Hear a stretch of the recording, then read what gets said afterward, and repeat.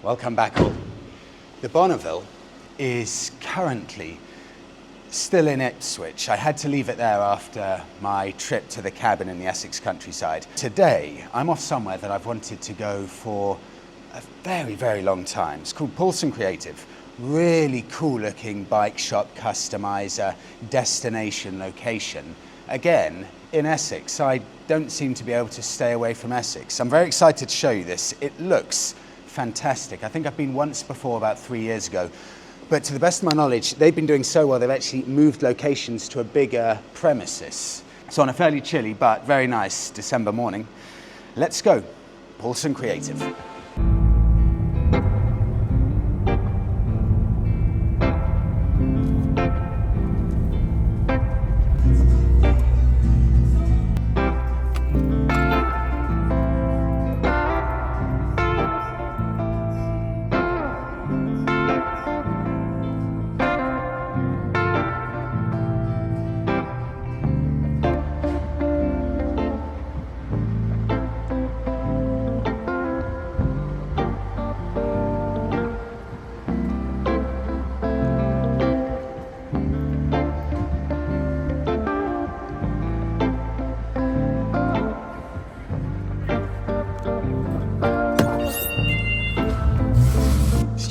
Hello mate, how you doing? So good to see you. Last time I was here, wasn't here.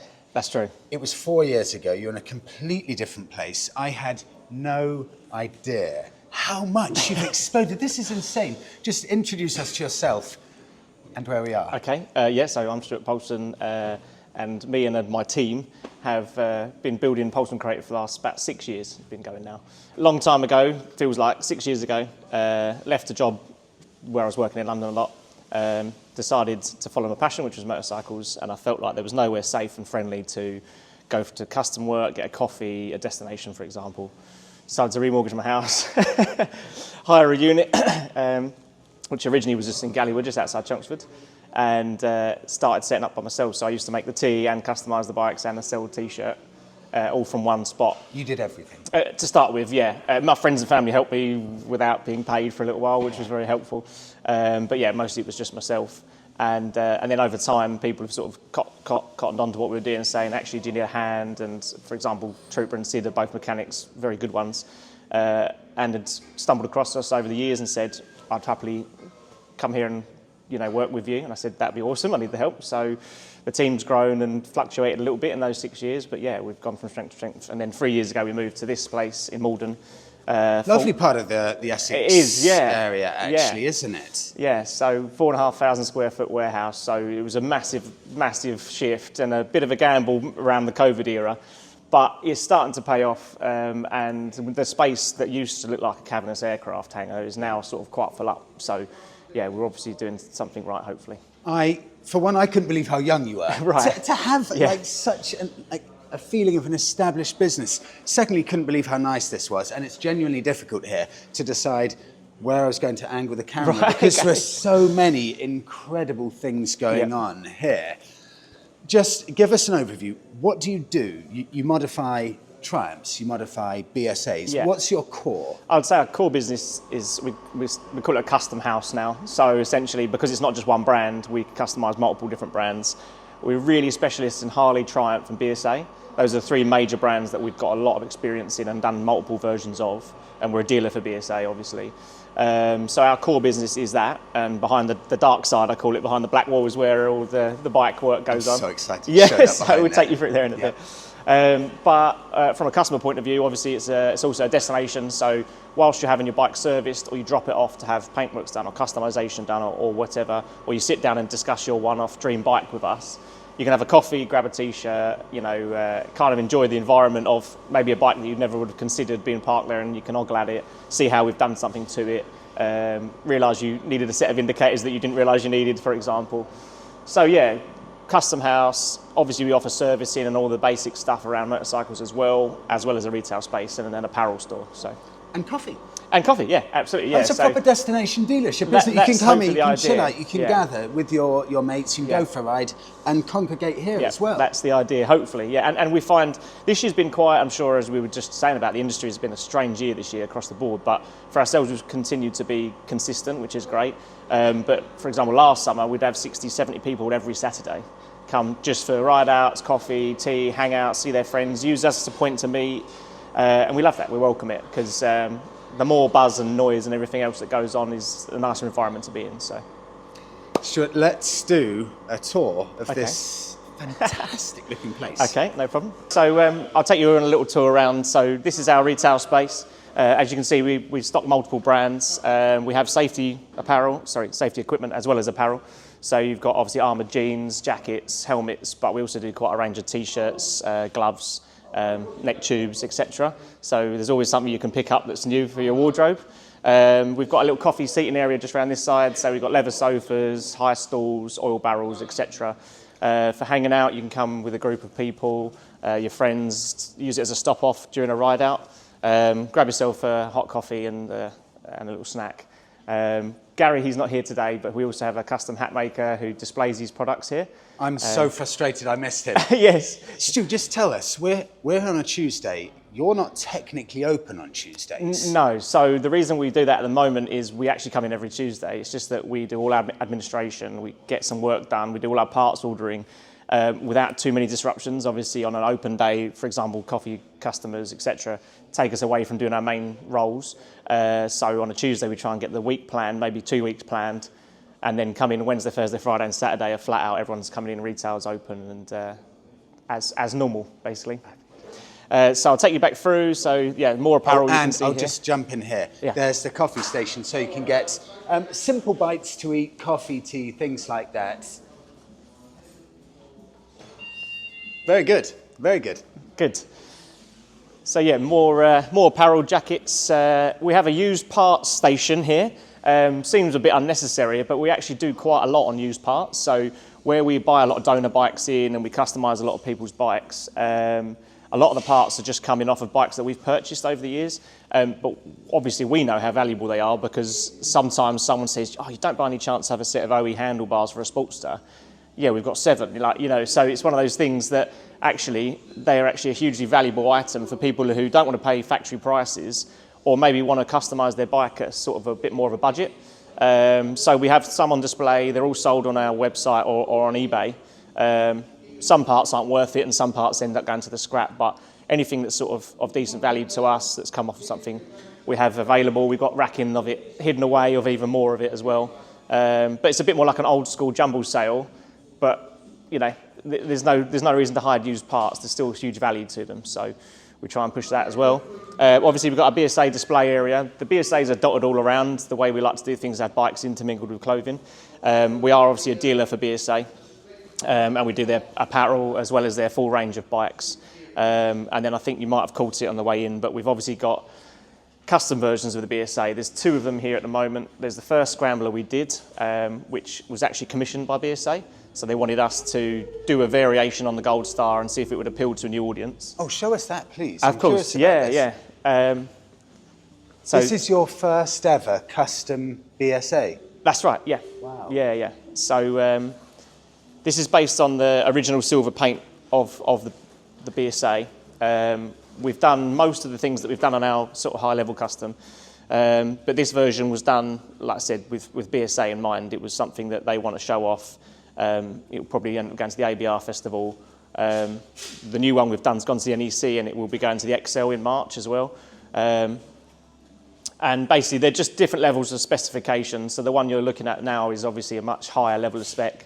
Premium micro LEDs, the seats been shaved, the paintwork is incredibly high level in that candy red, and it's got a lot of attention to detail. I think probably talked about it a lot on our socials, and people are welcome to have a look. But a lot of the parts we now make for these you can just buy to bolt on to your own Gold Star. Out of interest, do you make the parts? Do you source the parts? A mixture of the both. So for example, we had a fabrication firm we work with quite a lot. They've now made a headlight grille for us. We could have made it, but it would take forever doing each one by hand. So we've had that laser cut and made for us. The cap delete plates we actually do by hand. So under here, when you change the exhaust system on a BSA, you end up with a huge hollow where the catalytic converter used to be. It's actually something on the forums that everyone talks about, and when we first did it, Sid, one of our guys, said we can't have that. It looks terrible. So he developed this kit under here, which essentially is just a blanking plate, but it actually makes the engine look a lot more wholesome again. But they're available, and we sort of hand make those. So we've got some orders at the moment that are actually still being powder coated, so they're going out next week. So some of it's very real, you know, it's all done in-house sort of thing. So yeah, that's a lovely example of something that we would do. That really is stunning. You've taken it up to another level with regards to the premium look of the bike. Yeah, it pushes absolutely. it up very, very close, in line with the Triumphs more. You take it up one level, don't you, with regards to Yeah, that's the premium intention. feel. Obviously, it's one of one. So yes, we have built 4 or 5 of these scramblers now where customers have ordered them, and obviously each one is slightly individual. They have a different colour. You can choose whatever finish upholstery you like, brown, oxblood, black, whichever. So yeah, essentially, each one will be individual, but that's a lot more niche as a product than a Triumph, for example, because they've only been out a couple of years and there's only a handful of people who've even customised them. So that's why we wanted to go for it and just make something a bit more individual. It's stunning. Thank you. It's really nice. That's a custom Fat Boy. That's just come in for some upgrades and some servicing. It is actually back up for sale. It was built for a client of ours. He's now looking to get onto something he can do a bit more touring on. But yeah, it was a brand new Fat Boy, direct from Harley, that we had 2 miles on it, went straight on the ramp, blew it apart and blacked everything out, cut the rear end and completely customised last year. Wow, so that rear end, yeah. Yeah, it's on air ride, so it's sat down low at the moment, but it will go up for a riding. Okay. Just to give you some Yeah. activity. Yes, that's we call that posing level. Yeah. So then we do commission sales. So this isn't a bike that we own, and it isn't a bike that we would usually sell as a dealer. But for example, a long-term customer of ours, he has about 10 bikes. When he gets a bit bored, he says, "Can you put it up for sale for me?" And he doesn't have to worry about people coming and kicking the tyres on his driveway. So we offer that. We only really do it with premium level motorcycles. We try not to do it with low budget ones, because it's not really worth it for us or the client. We take a small commission off the top, and it's housed in this environment, and we take cards and finance deals and all that. So it's a nice one for some people. We've got a bike that, for example, a customer of ours is on storage. He's having his garage redone, so he can't park it at home. So that's just come in, had a bit of servicing done, and then left it here for a month or 2 and just pays a small amount to have it kept here as a storage piece. I know, Stu, that, am I right in thinking you kind of started almost with the old air-cooled Sportsters? That was one of the core bikes that you wanted to push. Is that still the case, or is it getting ever more difficult to actually source Sportsters at an affordable price? Yeah, that's definitely a factor. I can't believe the cost of donor bikes now on the Sportster builds, because we still get quite a few orders of Sportster builds, and we're still delivering very cool bikes with them. But we're probably paying £2,000 or £3,000 more than when we first started doing them. They've actually gone up in value. Absolutely, yeah. And the thing is obviously they stopped making them in 2021, so we're trying to buy 2021 models with 1,000, 2,000 miles on, because we try and get the most high quality donor bike before we chop it to pieces. But obviously, because they've stopped being made, they're all aging and they're all having mileage put on every year that passes. And people kind of have this thing about the air-cooled Sportster as it being the last real Harley. And in some ways I tend to agree. In some instances, I mean, the performance of an M8 eclipses it by tenfold, but there's something of the thud of the air-cooled engine. So I appreciate why they're desirable. The way I see it, it's like the original Beetle or the original Mini. They're sort of always going to be desirable. Defender. Exactly. Always springs to mind with me as well. It is like the bike equivalent of a Defender almost, It is. isn't it? It's old technology, yeah, but that's its character, you know. So that's why they're valuable. People love them. But what we're seeing now is a little bit more of a movement back to restoration or maintenance or bringing back from the dead, rather than chop the rear off, etc. We still get quite a lot of orders for that because people still want that look. We've always worked on Triumphs, but something that we've found a huge amount of interest for and desirability for is Triumph bobbers and the modern T100, T120 range. There's actually, I think, strangely, it's just a coincidence, there's probably about 9 of them in here at the moment, all under custom works or servicing of some description.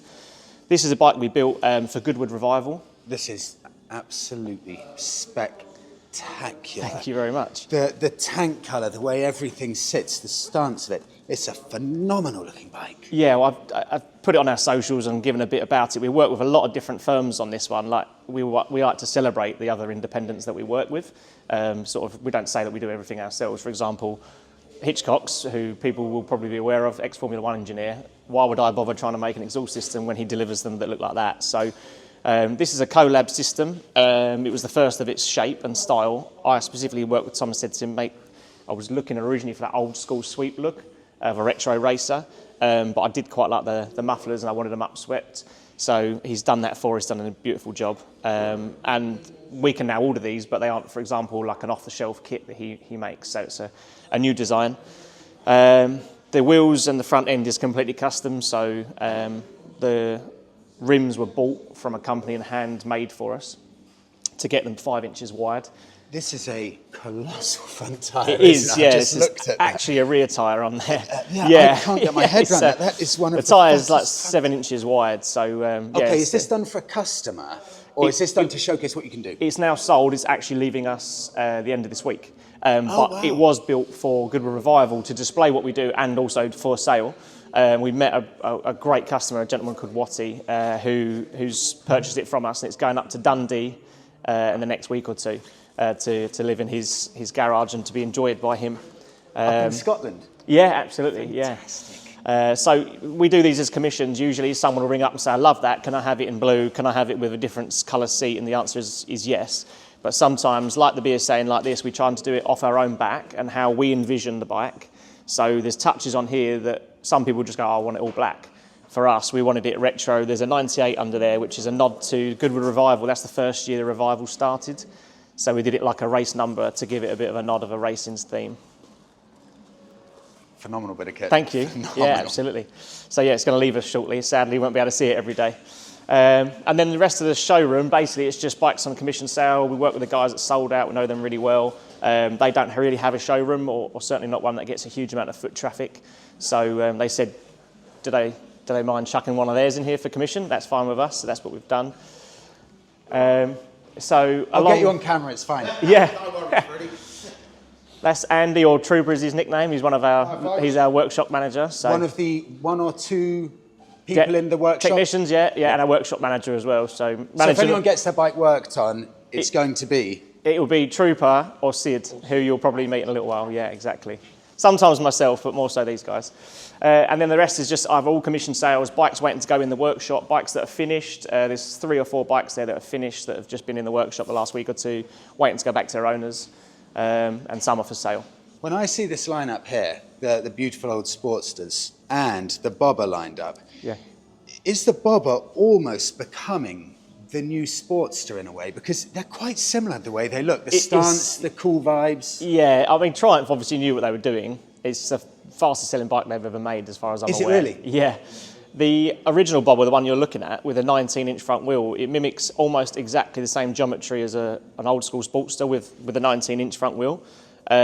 So with a slightly taller front, thinner forks, and the taller front wheel, it looks like the original 883, the best-selling Harley they ever made. Shortly afterwards, they made the Bobber Black, which is, obviously that's an extreme version of it, but with the chunky front forks, the shorter front end, and the 16-inch front wheel. That's exactly the same dimensions as a 48. So the front tyres are actually the same. So they actually share the same tyres across both models, which shows you how closely they thought, that's a good idea, we'll follow that route. So yeah, in my opinion, I agree. Triumph are doing a very good thing with the Bobber, and they've certainly taken on the likes of a Sportster. They're brand new, you can still buy them, come with warranty, etc. So probably long-term more reliable and less maintenance as well.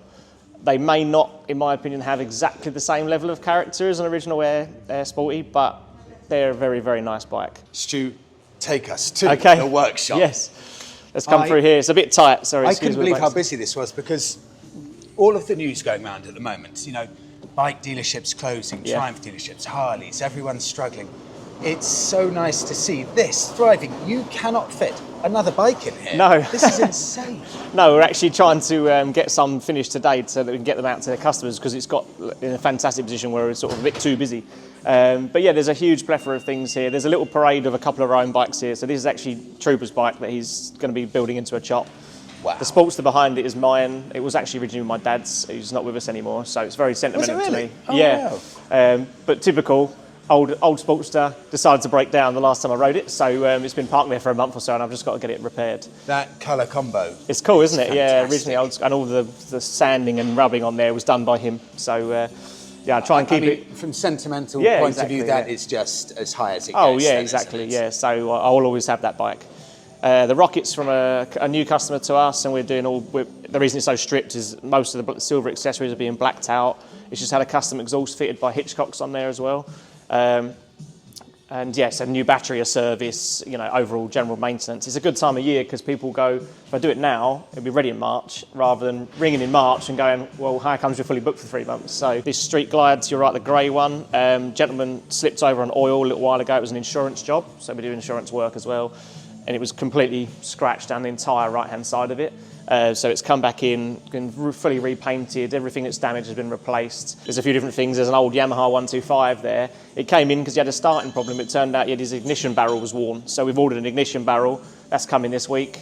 And yeah, we'll have it all wired in and back up on the road. And then your other extremes is, a long-term customer of ours, Trevor.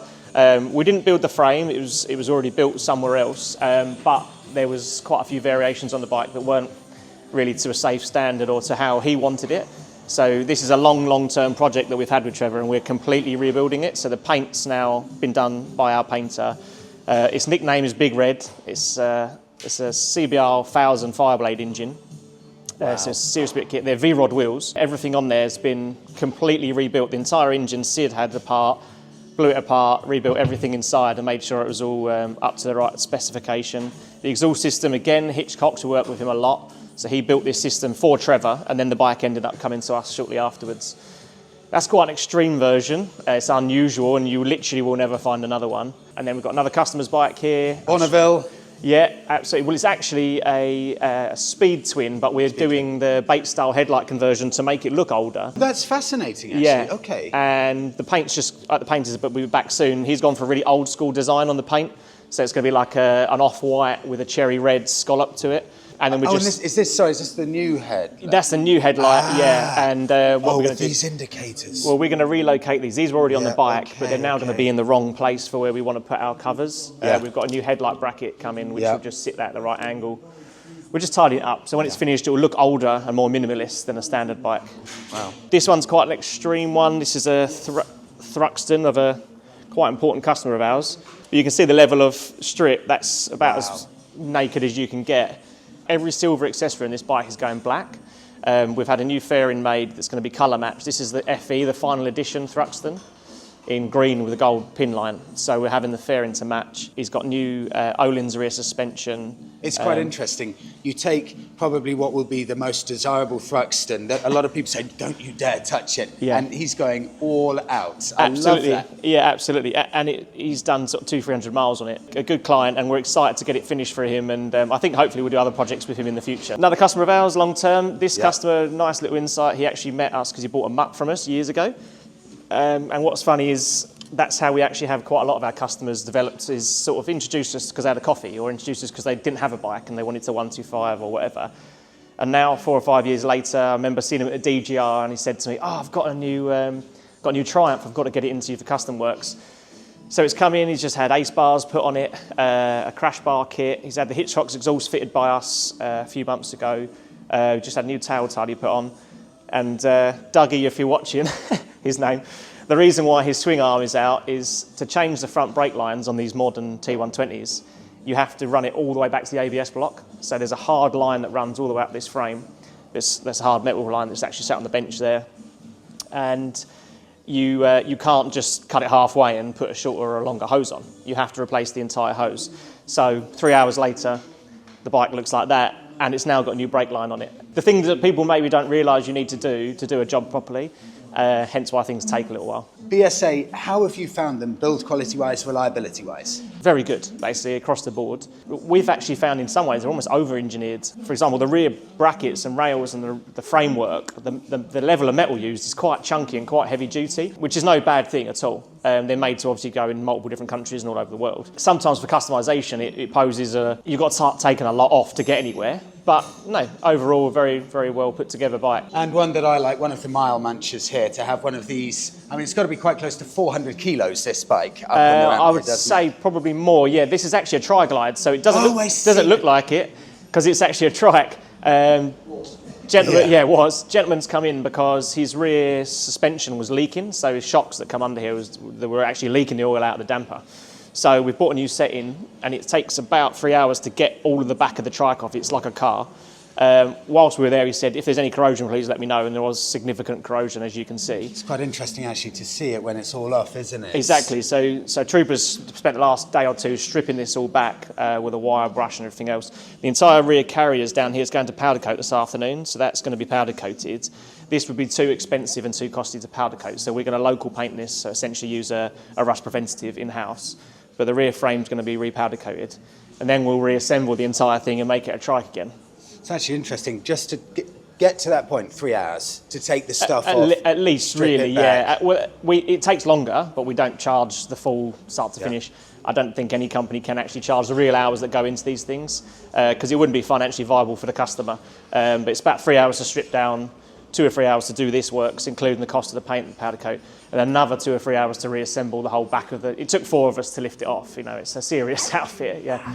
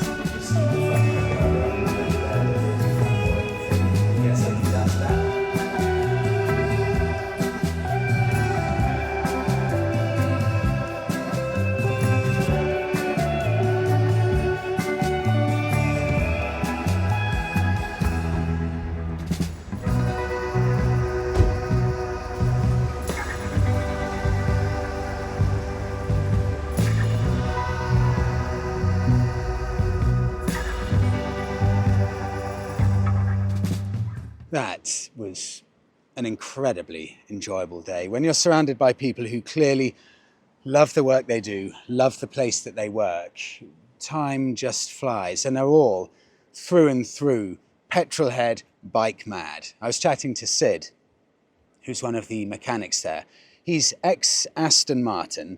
He has currently his bikes in his own personal little collection. He's got a 1930s Norton that he rode 3,000 miles last year, which is colossal for a bike of that age. He's also got a 50s or 60s, apologies for my era if that's wrong, Harley-Davidson Panhead, and he's got a Honda Africa Twin. And then Trooper, the other mechanic, his project bike is at Harley-Davidson, stripped back just to the frame. He picked up the frame from a Welsh farm. He then found the engine from somewhere else. He's speaking to loads of people in the US for all the other parts that he needs for it. They're all bike crazy, and you can tell that in Paulson. It's in the DNA of the company. The job they've done there and the progress they've made in the 3 years since I was last there at their first location is phenomenal. I cannot recommend it enough. It's a really, really special place. Go and check it out. For anything from if you want to go down, grab a coffee to get your bike serviced, to look at some new bikes. Oh, it's what biking's all about. I feel invigorated and energized after being there. Thank you all so much for watching. I'm going to see if I can just about beat the rush hour traffic to get home. Have a brilliant week all. I'll see you in the next one.